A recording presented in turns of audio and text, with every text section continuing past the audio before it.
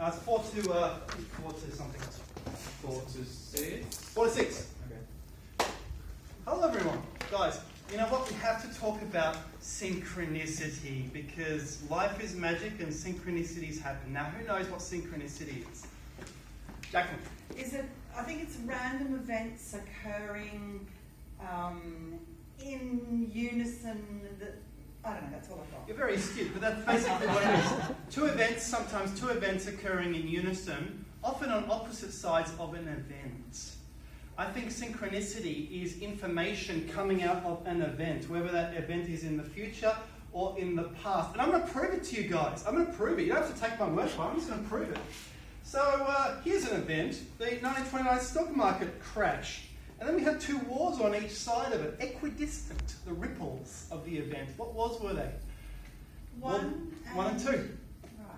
1 and 2.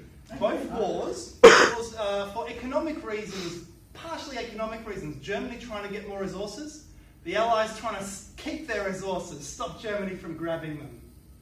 So this is what is called a synchronicity.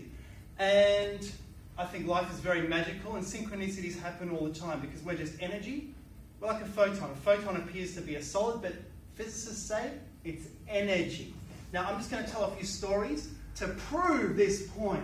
Just a few stories with a little twist in the tail to prove how weird the universe is, to prove that it's magical. So the first story concerns this fellow, and just to show how magical it is, my printer happened to run out of ink when I was printing it. So this is Obi-Wan Kenobi. Now, do you guys think that all his Jedi powers were just in the movies? What about real life? Do you think he had some real life powers? What do you guys think? Yes. Well, yes, obviously, that's why. Would I have mentioned it otherwise? No. No, I certainly would not have. So, here's what happened in 1971. So, what is that? 60 years before Star Wars. He's living in London, and he saves himself from a train crash. He does not get onto a carriage which was going to overturn. How does he accomplish this? Well, what happens is, he wakes up, and he says, damn, I've overslept. I never oversleep. Something weird is happening. Something magical is happening. He looks at the clock. It says 7:20. He says, damn, I should be at church by now. It's Sunday. He goes to church. He says, damn, this church is actually quite full. It's normally not this full. It turns out it wasn't 7:20 after all. It was actually 8:20. He misread the clock. The universe made him misread the clock. Why? He finished the mass and he said, and then he went home, and then he looked at the clock and he thought, damn, I misread the clock. I never misread the clock. Something weird is going on. Well, I'm now late. I can't take the 9:50 train. I have to take the 10:50 train. He goes to the train station. Train's late. Why is the train late? And they tell him, oh, well, what happened was the train overturned, and it was, especially the first carriage was very badly wrecked. He always sits in the first carriage.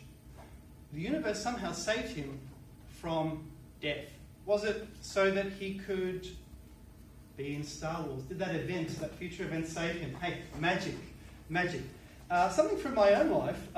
So I was talking to Dave about this earlier. I met a chick online. She contacted me. She's a fan of archaeology. I have an Ancient Mysteries channel. And she's in Netherlands. And she sent me some presents. She sent me some stuff. So I put this on my official Facebook. I said, hey, your fans will send you stuff if you're famous, right? Dutch cookies and stuff, a book on megaliths.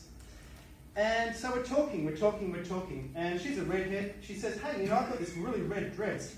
And then while I'm talking to her, I just pull out this book out of my shelf. Boom, redhead, red dress. And I say, hey, this is us. And this guy's actually got a big nose. This is called Nighthawks. Do you know this painting called Nighthawks? Edward Hopper. By Edward Hopper. Famous painting. And I said, damn, that's us, because that guy's got a big nose, and that's you there. So, damn, that's weird. That's a really weird synchronicity. Synchronicities means an event is coming. So pay attention to the synchronicities. In addition, for the past few months I've been reading this series. Have you heard of this? By Andy McDermott. The main character is a bit like Jason Statham, so he's bald. And the female is an archaeologist who's a redhead.